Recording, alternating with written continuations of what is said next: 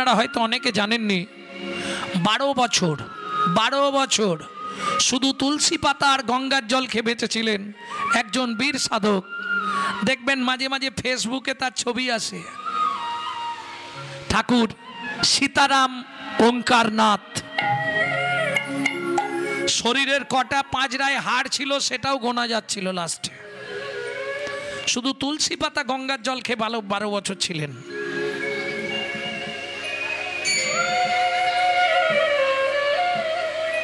জীর্ণ চেহারা, প্রত্যেক দিন 2 লক্ষ করে হরিনাম জপ করতেন।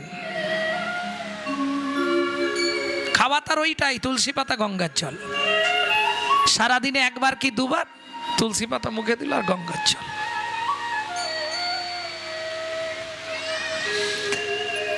এরা সাধক, এরা প্রকৃত সাধক। শক্তি তো তিনি দেবেন, জীব দিয়েছেন যিনি, সবকিছু তো তিনি করবেন। আমার তো দরকার নেই, আমি দেহেরকে ভালোবাসবো না, আমি তোমাকে ভালোবাসবো। তুমি আমার দেহের কি হবে তুমি বুঝবে। এদের এই একটাই চিন্তা। আপনি এখনো যদি কার্তিক মাসে রাধাকুণ্ডে যান, দেখবেন কত মানুষ সারাদিনে একটা করে ফল খাচ্ছে, 1 মাস সাধনা করছে। আর এখনো যে ব্রজে লীলা বর্তমান, এটা আপনাকে অনুভব করতে গেলে রাত্রি 12টা-1টার দিকে গিয়ে রাধাকুণ্ডের ধারে বসে থাকতে হবে। এখনো ব্রজে লীলা বর্তমান। ওই যে ভবা পাগলার একটা গান ছিল, এখনো সেই বৃন্দাবনে বাঁশি বাজে রে। আমার মনে হয় তিনি প্রকৃত সত্যিটাই লিখে গেছেন, এখনো ব্রজে লীলা বর্তমান। এটা রাত্রি 12টা-1টার পর যদি মালা নিয়ে রাধাকুণ্ডের ধারে গিয়ে বসেন, তাহলে আপনি অনুভবে পেয়ে যাবেন। নিতাই গৌর হরি বল। এখন হাটে গিয়ে কেউ যদি 1 কেজি মাল চাই দেবে? সে তো পাইকারি মার্কেট। কে 1 কেজি 500-250 দেবে? কে? ওটা খুচরো দোকানে কিনতে হবে, যেখানে বস্তা বস্তা মাল সাপ্লাই। সেখানে গিয়ে যদি বলেন দাদা 500 কাঁচা লঙ্কা দিন, তো বলবে একে মার, একে বের কর এখান থেকে। তা প্রভু তুমি দাও আমাদের। মহাপ্রভু বলছে দেব তো পাইকারে, খুচরো দিই না পাইকারে, না না পাইকারে, পাইকারে। একে বলে তত্ত্ব। তত্ত্ব মানেই বাঁধাকপি, ছাড়ালেই বেরোবে। নাম দেবার ইচ্ছা আছে, কিন্তু খুচরো নয়, পাইকারে। কেউ যদি বস্তা নেয় দিয়ে দেবো, এটা একটা পয়েন্ট। আর একটা পয়েন্ট হলো, আমি একটুখানি নেবো হবে না, জয়নি তাই হরে কৃষ্ণ ওটা হবে না। যা দেবো পুরোপুরি 1 বস্তা দেবো। হরে কৃষ্ণ কৃষ্ণ কৃষ্ণ হরে হরে, হরে রাম রাম রাম হরে হরে। পুরো বস্তা যদি কেউ নেয় তাহলে দেবো, খুচরো দেবো না। হরে কৃষ্ণ দেবো, ফুল নিতে হবে, নিলে। এটা একটা পয়েন্ট। আরেকটা পয়েন্ট হচ্ছে পাইকারি। কেন এতজন এসেছে, তুমি বলছো পাইকারে? হরি বল হরি বল। এরা তো হরিনাম নিতেই এসেছে।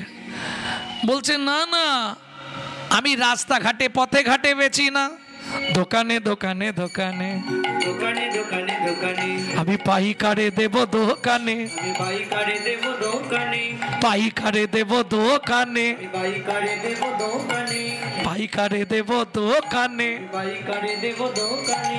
এই খুচরো দেবো না, পাইকারে দেবো, কিন্তু দেবো কোথায়? দোকানে। ভুল বুঝবেন না যেন যে ব্যবসা ফেদেছি। কারণ পরিশ্রমটা মহাপ্রভু প্রচুর করেছিলেন। এই যে কৃষ্ণ নাম কি করে তৈরি করেছিলেন মহাপ্রভু জানেন? জানেন না? ডক্টর মহানাম্রত ব্রহ্মচারীর গৌর সন্দর্ভ গ্রন্থ পড়বেন, খুব সুন্দর রেফারেন্স। 40টা গাছের ছালকে ছাড়িয়েছিলেন। এই কৃষ্ণ নামের আর এক নাম হচ্ছে পাঁচুনি। আপনি নখকনি থেকে চুল পড়া যে কাজে ব্যবহার করবেন সেখানেই চলবে। হ্যাঁ, বিজ্ঞানের চালাকি কোথায় মানুষ বুঝতে পারে না তো। বিজ্ঞান উন্নত, কিন্তু বিজ্ঞানের চালাকি কোথায়? একটা মাজন একটা জায়গায় চলবে, দ্বিতীয় জায়গায় চলবে না। আমার মায়েরা ভালো বলতে পারবে। মুখেরটা দাঁত মাজা যাবে, দাঁতেরটা মুখে মাখা যাবে, চোখেরটা ঠোঁটে চলবে, ঠোঁটেরটা চোখে যাবে, নখেরটা পায়ে আসবে।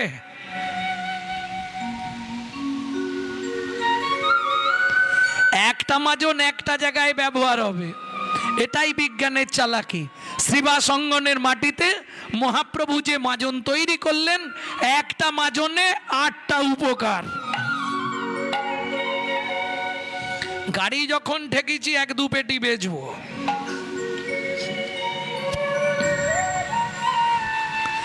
ভক্তমণ্ডলী, ভক্তিমতী মায়েরা, তাহলে 40টা গাছের ছাল ছাড়ালেন কি করে একটু হিসাব রাখুন। প্রথম নিলেন বড় বড় 4টি গাছ, ঋক, সাম, যজু, অথর্ব, চতুর্বেদ। তারপরে নিলেন 6টি গাছের ছাল। 6টি কি? দর্শন, ষড় দর্শন, সাংখ্য দর্শন, পতঞ্জলি দর্শন, যোগ দর্শন, প্রায়ুত দর্শন, 6টা দর্শন। তারপরে নিলেন 12টি উপনিষদ। তারপরে নিলেন 18টা পুরাণ। কটা হলো? 40 হয়নি? হয়ে গেছে? আমি কিন্তু হিসাব করিনি, হিসাব করেছেন তো? 40 হয়েছে? 6 4 10 12 22 18 40। কেন 40টা নিলেন? কেন? জীবের পরমায়ু 40 বছর, যার জন্যে 40টা গাছের ছাল ছাড়িয়ে পাঁচুনি তৈরি করলেন। এবার বলি, বিভিন্ন গাছের ছাল বিভিন্ন টেস্ট, ওটাকে একটা টেস্টে আনতে হবে। কি করতে হবে? মিঠা দিতে হবে, মিঠা। 13 বছর ধরে একটা মৌচাক ভগবান নিজে সৃষ্টি করেছিলেন, যার নাম হলো গীতামৃত মধু। সেই গীতামৃত মধুকে মিশিয়ে তৈরি করলেন কি? শ্রী চৈতন্য মুখোদ্গীতনাথ হরে কৃষ্ণ ইতি বর্ণকা। বোঝা গেল? এই সৃষ্টি করলেন কৃষ্ণ নাম।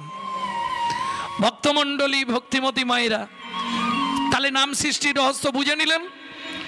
এইবার চলুন, উদ্বৃত্তং বুঝে নিয়েছেন, নৈবিত্তং। আমাদের নিত্য প্রয়োজন কি?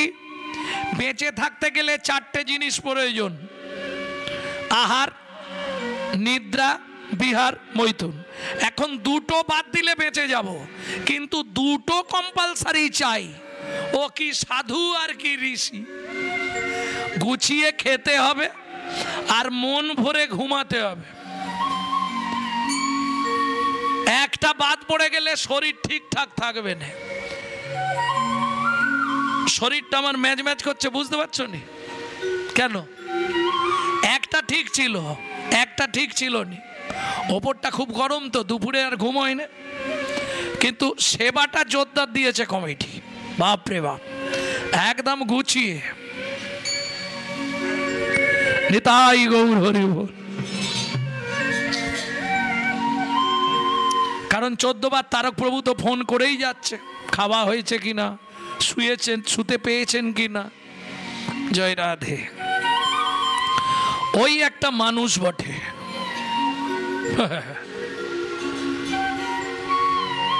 এহেন মানুষের প্রয়োজন আছে। ভাবুন, ঠিক এদিক ওদিক করে ম্যানেজ করে 16-17টা মন্দির চালাচ্ছে। কি এটা একটা ব্রেন থাকতে হবে, বিরাট ব্রেন।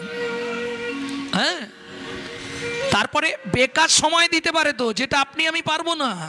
আমরা তো বউ বাচ্চার পিছনে তা দিতে শেষ, পা ফেলতে হিসাব করে চলি কত টাকা আসবে। ওনার তো তা নেই, 2 দিন এখানে থেকে প্রচার করতে হবে, উনি বসেই থাকবে। নিতাই গৌর হরি বল। ও ছাড়লে কপালে কষ্ট খুব, ওকে যেন তেন প্রকারে ধরে রাখতে হবে, তাহলে মাল আসতেই থাকবে।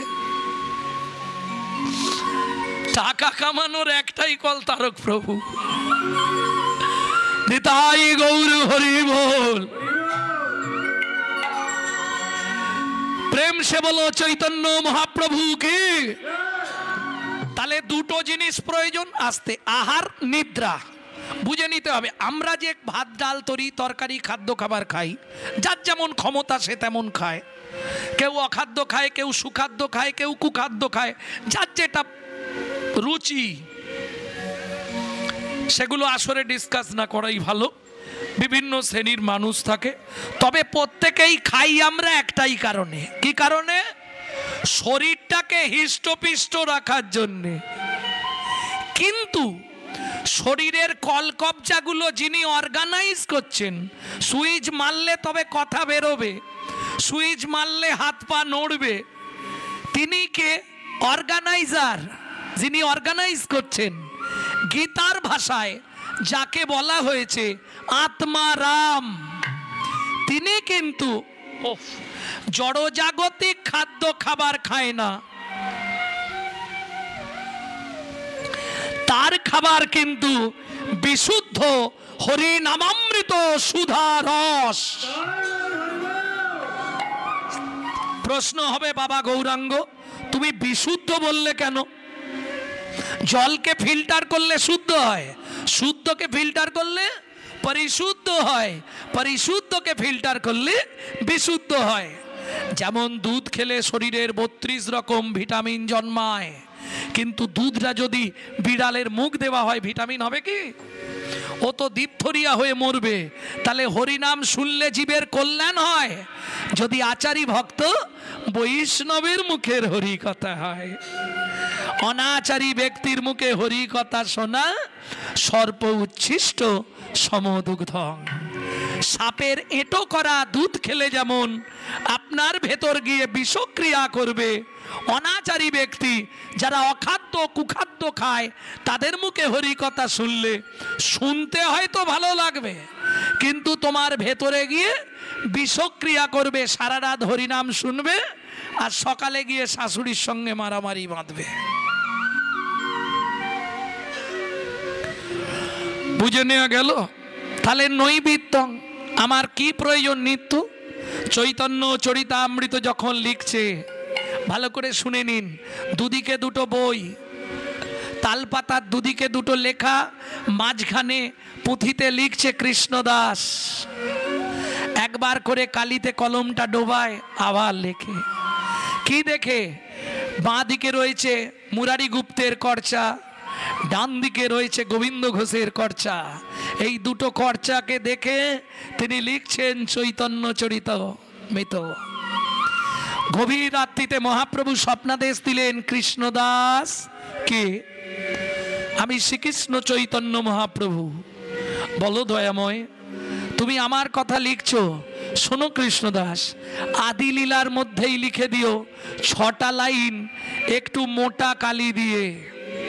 জীবের নৈতিক কর্তব্য কি? দেখবেন এই 6টা লাইন আদি যে চৈতন্য চরিতামৃত, এই 6টা লাইন একটু মোটা করে লেখা থাকে আদি লীলায়। কি 6টা লাইন জানেন না? বলবো। জানেন? ওই যে বললাম ইতিহাসটা জানেননি, কথাটা জানেন। 7 5 মিলি নিজ দাঁড়েতে বসিয়া,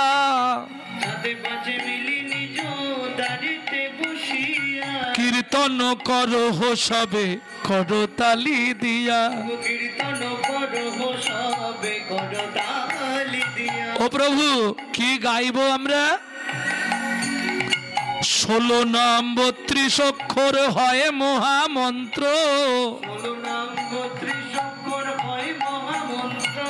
যাইয়া গৃহেতে জপ হইয়া স্বতন্ত্র।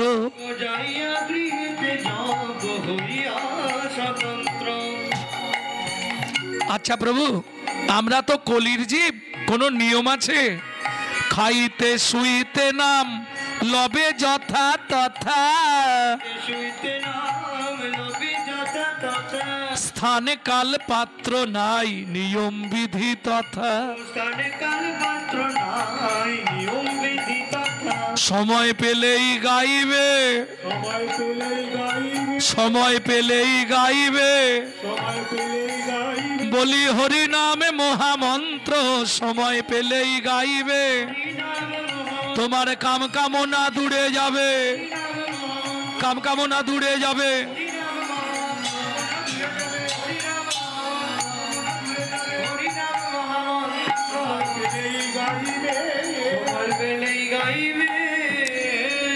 তাহলে নৈবিত্তং কমপ্লিট, বাকি আছে বৃত্তং। বৃত্তি মানে কর্ম। ও মায়েরা, সত্যি কথা বলুন, আমরা ঠাকুরের কাছে চাইতে যাই না দিতে যাই? এ জন্মে যা হয়েছে হয়েছে ভগবান, পরের জন্মে আমাকে একজন বড়লোক বাড়ির বউ করে দিও। বলে এই দেখো আলোচনা শুরু হয়ে গেছে। কি কোটিপতি হয়ে জন্মাবো পর জন্মে, এটা শ্রেষ্ঠ চাওয়া? কি শ্রেষ্ঠ চাওয়া কোনটা বলবো? আপনারা নিশ্চয়ই জানেন, ভগবানের কাছে গেলেই আমি বলি, ভগবান এই উঁচু কুল আর দিও না, ব্রাহ্মণ কুল আমি চাই না। কেন? আমাকে কোনো শিডিউল বেল্টে জন্ম দিও। বিশ্বাস করুন, আমার কথা বলছি। হাড়ি মুচি ডোম কেওড়া কেন চাই জানেন? আমি মুচি হয়ে সুচি হব,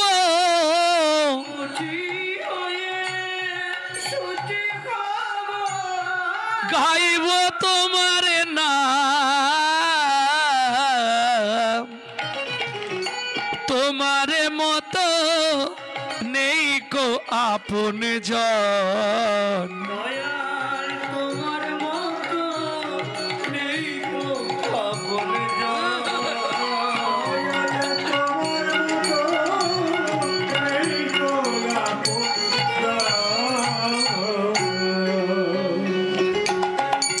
এ জগতে যার কেউ নেই, তার তুমি আছো। বোবা মুখের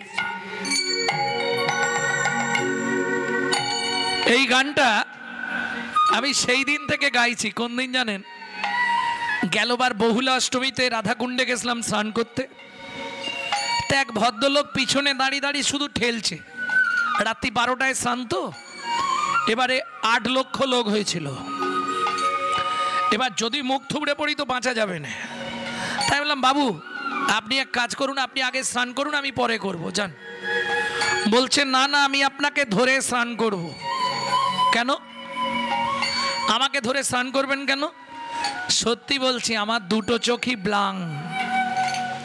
দু চোখে দেখতে পাননি? না। কোথা থেকে আসছেন? লগ্ন থেকে।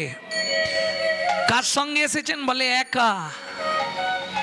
রাধাকুণ্ডে স্নান করব, খুব আশা ছিল, একা চলে এসেছি।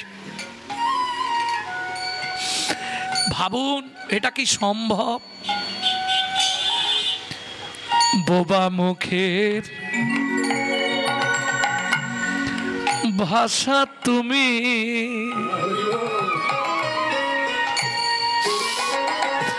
অন্ধেরিয়া লো, বোবা মুখের ভাষা তুমি,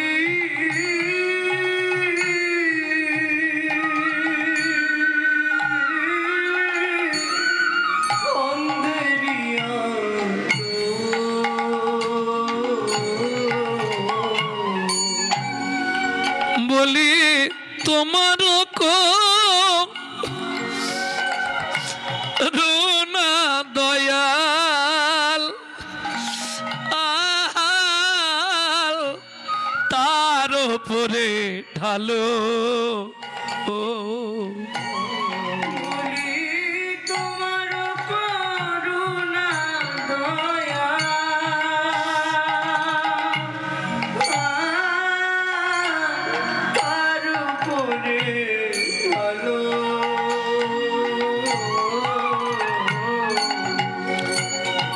ওগো অপুত্রের পুত্র তুমি,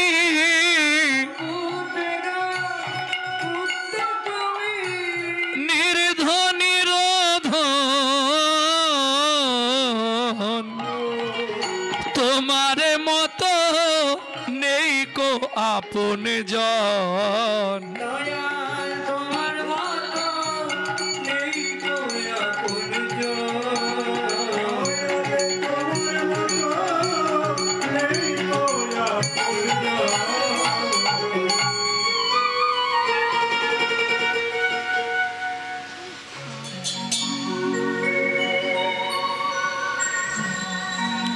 তাহলে জীবনের সর্বশ্রেষ্ঠ চাওয়া একজন কৃষ্ণ ভক্ত মায়ের গর্ভে আমায় জন্ম দিও, নাকি? প্রেম সে বলল চৈতন্য মহাপ্রভু কি। এটাই তো জীবনের সব থেকে বড় চাওয়া গো। আমাকে ধনী করে দিও, হ্যাঁ, আমাকে বড় লোক বাড়ির বউ করো, এগুলো চাওয়া নয়। এ শুধু শুধু চাওয়া কেন? রূপ, যৌবন, ধন এগুলো ক্ষণস্থায়ী, জ্ঞান হলো জীবনের চিরস্থায়ী বস্তু। এই যে ধরুন আপনারা কীর্তন শুনে যতখানি জ্ঞান অর্জন করবেন, মরে গেলেই শেষ? না না না না,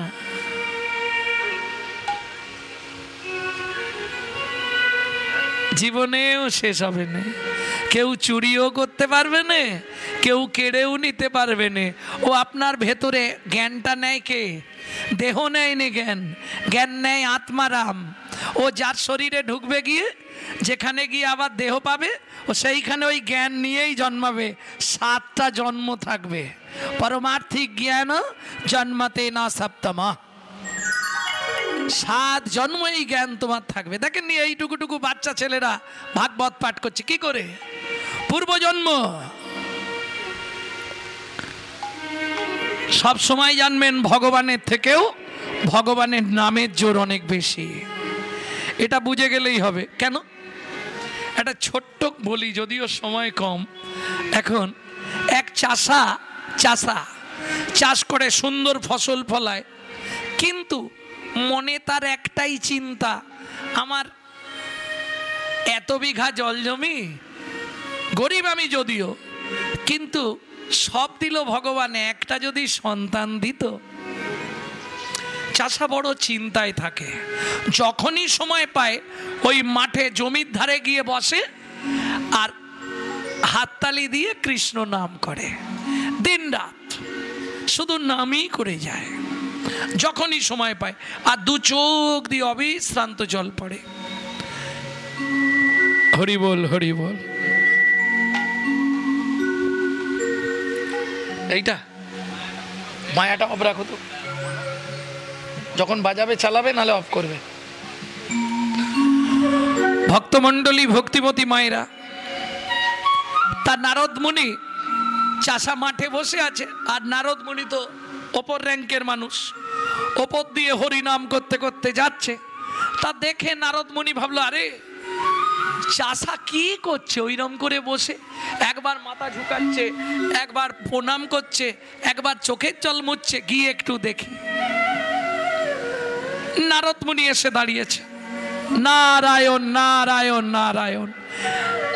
মুনিবর একবারে ষষ্ঠাঙ্গে দণ্ডবৎ প্রণাম দিয়েছে। আপনি নারদ মুনি না? হ্যাঁ। তুই?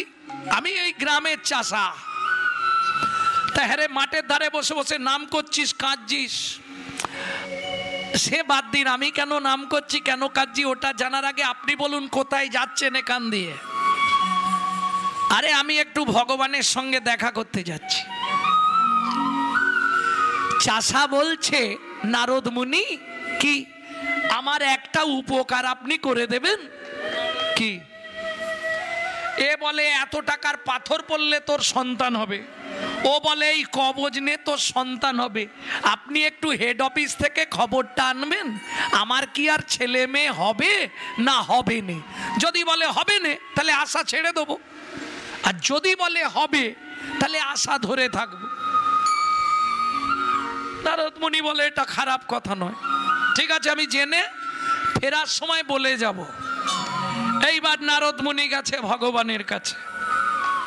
নারায়ণ নারায়ণ নারায়ণ।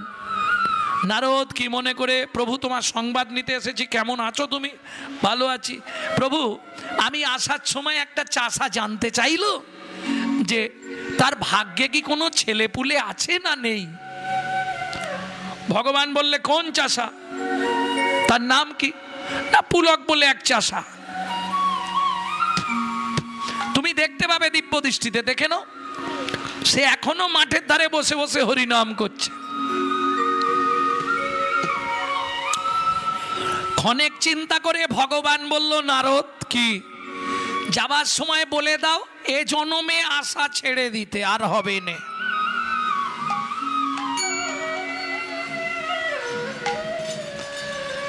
নারদ মুনি ফিরছে, চাষা ছুটে এসছে, মাঠের ধারেই বসে আছে, বাড়ি যায়নি। মুনিবর কি বললো আপনার ভগবান? বললে চাষা রে, তুই দুঃখ পাস না, এ জন্মে তোর সন্তানাদি হবে না। চাষা বলে তাহলে আশা ছেড়ে দি। আশায় মরে চাষা, আশা ছেড়ে দিয়েও ঘরে চলে গেল। ঠিক তার 3 দিন পরে এক সাধু যাচ্ছে পথ দিয়ে, আসতে চিমটা বাজাতে বাজাতে, সাধুদের চিমটা থাকে জানেন তো, চিমটা বাজাতে বাজাতে সাধু যাচ্ছে আর মুখে বলছে, এক রুটি দেগা তো এক লড়কা হোগা, এক রুটি দেগা তো এক লড়কা হোগা। চাষা ছুটে এসছে, সাধু বাবা কি হয়েছে? আমার বাড়ি চলুন। কি করবি তুই? আমি রুটি গরম ঘিয়ে ভেজে রুটি দেবো আপনাকে। কেন? আমার ছেলে পুলে হয়নি। কটা ছেলে নিবি? বলে অন্তত 4টে। বলে 4টে রুটি দিয়ে দে। স্বামী স্ত্রী দুজন মিলে মোটা মোটা করে সুন্দর একদম গাওয়া ঘি দিয়ে 4টে ভাজা রুটি তৈরি করেছে, করে সাধু সেবা দিয়েছে। তা সাধু বাবা মাথায় হাত দিয়েছে, স্বামী স্ত্রী আশীর্বাদ করেছে, সাধু চলে গেছে। 8 বছর পরে নারদ মুনি সেই রাস্তা দিয়ে আসছে। 8 বছর পর দেখছে চাষার উঠোনে 4টে ছেলে খেলা করছে। 4টে ছেলে খেলা করছে। তার নারদ মুনি বলে, কি ব্যাপারটা হলো? চাষার তো ছেলে পুলে হবার কথা নয়, ব্যাপারটা কি গিয়ে দেখি। এই চাষা, এটা তো দেখে মনে হচ্ছে 2 বছরের না? হ্যাঁ। তারপরেরটা 3 বছর, 4 বছর, 5 বছর, এইভাবে 4টে ছেলে। তা হ্যাঁ রে, এই 4টে ছেলে কার? বলে কেন আমার? এই সত্যি বলবি আমার। কি করে হলো? বলে নারদ মুনি, তুমি যেদিন চলে গেলে তার 3 দিন পরে এক সাধু হেঁটে যাচ্ছিল, এক রুটি দেগা তো এক লড়কা হোগা। রুটি খাই দিয়েছি 4টে বাচ্চা দিয়ে দিয়েছে বউকে। আরে কি করে হলো? সাধু একটা ফুল দিয়ে গেছিল, বলেছিল ভগবানের নাম করে পেটে বুলিয়ে দিবি, পরপর 4টে বাচ্চা তোর হবে। রীতিমতো 2 বছর, 3 বছর, 4 বছর, 5 বছর, 4টে বাচ্চা হচ্ছে।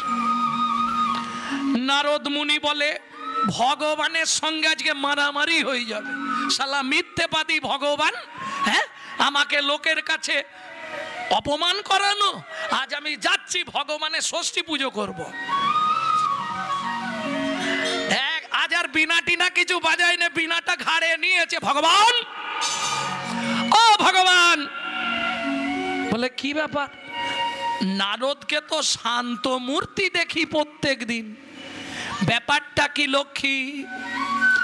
আজ নারদ তো পুরো তুঙ্গে চরমে আসছে, ব্যাপারটা?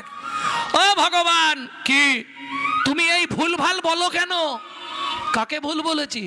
তুমি বলেছিলে চাষার কোনো ছেলে পুলে হবে না এ জন্মে, 4টে ছেলে হয়েছে। কি করে হলো জিজ্ঞেস করেছিলি না? হ্যাঁ, এ এক অবৈধ জাদু, এ এমন এক জাদু, এক রুটি দেগা তো এক লড়কা হোগা। এক সাধু বলছিল ও 4টে রুটি খাইয়েছে, সাধুর কৃপায় 2 বছর 4 বছর 5 বছর 6 বছর 4টে বাচ্চা হয়েছে। ভগবান বলে সাধুর কৃপায় হয়েছে, হতে পারে। তাহলে তুমি যে বললে হবে না, আরে আমি তো বলেছি চাষার ভাগ্যে নেই, বুঝলি না? সাধু গুরু বৈষ্ণবের যদি কৃপা হয় অসম্ভব সম্ভব হয়।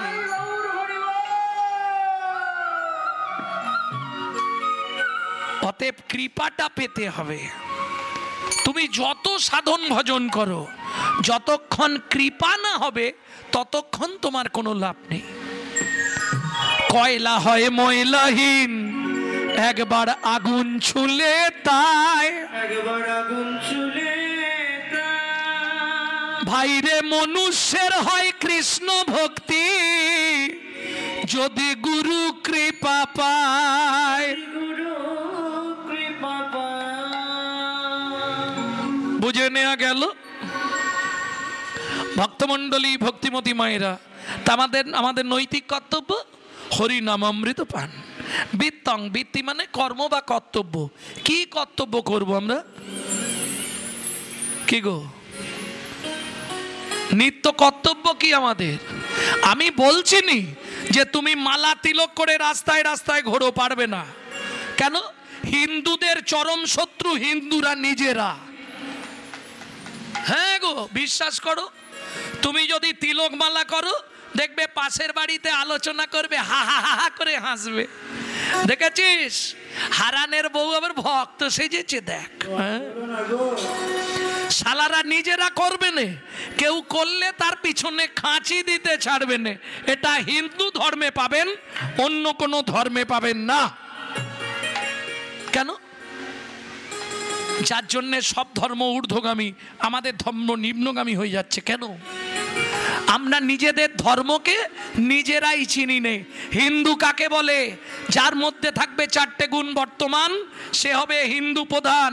হিত, ন্যায়, দয়া, উপকার। হিত, ন্যায়, দয়া, উপকার। 4টের প্রথম অক্ষর নিয়ে নিন, আপনার বানান দাঁড়াবে হিন্দু। বোঝা গেল? এইবার বলুন, সারা দিনে কত হিত করেন? কতজনের হিত করেন সারাদিন? ন্যায়, কতক্ষণ ন্যায়ের পথে আমরা চলি? কাকে দয়া করি? কার উপকারে লাগি? নিজেরটা আগে বুঝি, পরের ভাষাটা আর বলবো নি, থাক। নিজের ছাড়া কারো বুঝবো না, শুধু নিজেরটা বুঝতেই ব্যস্ত। তাহলে কি হিন্দু হবে? কি? তাহলে ধন্য ধন্য কলিযুগ সর্বযুগ সার। দুবার ধন্য কেন? ধন্য কলিযুগ বলতে পারত, দুবার কেন ধন্য বললে? প্রথম কলিযুগটা ধন্য, আর দ্বিতীয় কলিযুগের মানুষগুলো ধন্য। কেন? যে যুগে শ্রী চৈতন্য অবতীর্ণ, হেলায় শ্রদ্ধায় অবহেলায় যে বা একবার লয় নাম, কি করে? প্রভু তারে দেখায়, তারে নিয়ে যায় কোথায়? যুগল ব্রজধাম। যে যেমন করে, দেখে খাও, না দেখে খাও, চোখ চেয়ে খাও, চোখ বন্ধ করে খাও, আলোতে খাও, অন্ধকারে খাও, হেসে খাও, কেঁদে খাও, শুয়ে খাও, বসে খাও, দাঁড়িয়ে খাও। নিম পাতা যে অবস্থায় খাবে তিতো লাগবে, হরিনাম যেমন তেমন করে বলবে, তাতেই কাজ হবে। প্রেম সে বলো চৈতন্য মহাপ্রভু কি। এইটাই হরিনামের গুণাবলী, যেমন তেমন করে বললেই কাজ হবে, বুঝতে হবে। ভক্তমণ্ডলী, ভক্তিমতী মায়েরা, চলুন তাহলে ধন্য ধন্য কলিযুগ সর্বযুগ সার। কেন? ধন্য কলি জীব ধন্য, ধন্য কলির যুগ ধন্য, যে যুগে আমার শ্রী চৈতন্য অবতীর্ণ। কখন অবতীর্ণ হলেন মহাপ্রভু? ধর্মলুপ্ত দেশ বিচিত্র ছিল গুপ্ত চিরকাল, নদিয়ায় এসে গৌরবেশে প্রচারিল শচীর দুলাল, নদিয়ায় এসে গৌরবেশে প্রচারিল শচীর দুলাল। ধ্যানের তত্ত্ব জ্ঞানের তত্ত্ব কর্মের তত্ত্ব এক করি, ধ্যানের তত্ত্ব জ্ঞানের তত্ত্ব কর্মের তত্ত্ব এক করি, তিন তত্ত্ব সমন্বয়ে নাম আনিল গৌর হরি। বুঝলে না কথাটা? না, ধ্যানের তত্ত্ব, সত্য যুগে ধ্যান, ত্রেতা যুগে যজ্ঞ, দাপরে পরিচর্যা। ধ্যানের তত্ত্ব জ্ঞানের তত্ত্ব কর্মের তত্ত্ব এক করি, তিন তত্ত্ব উদ্ভাসিতে প্রকাশিল গৌর হরি। আস্তে আস্তে আছে ভক্তমণ্ডলী ভক্তিমতী মায়েরা সেই হরিনাম করছে আর নদীয়ার পথে পথে চলেছে। হঠাৎ মহাপ্রভু থমকে দাঁড়ালেন। নিত্যানন্দ প্রভু হাতটা চেপে ধরেছে। দাদা কি হলো, দাঁড়ালে কেন? মহাপ্রভু বললে, ভাই আর সময় নেই, আমাকে এবার যেতে হবে। কোথায় যাবে তুমি? কোথায় যাবে? আমি যাব নীলাচলে, সেথা লীলা চলে। আমি যাব নীলাচলে, সেথা লীলা চলে।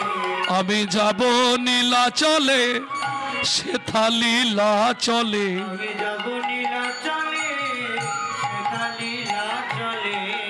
এই ভাবি মনে মনে গো, বড় বাসনা জেগেছে মনে গো, বড় বাসনা জেগেছে মনে গো, বড় বাসনা জেগেছে মনে গো।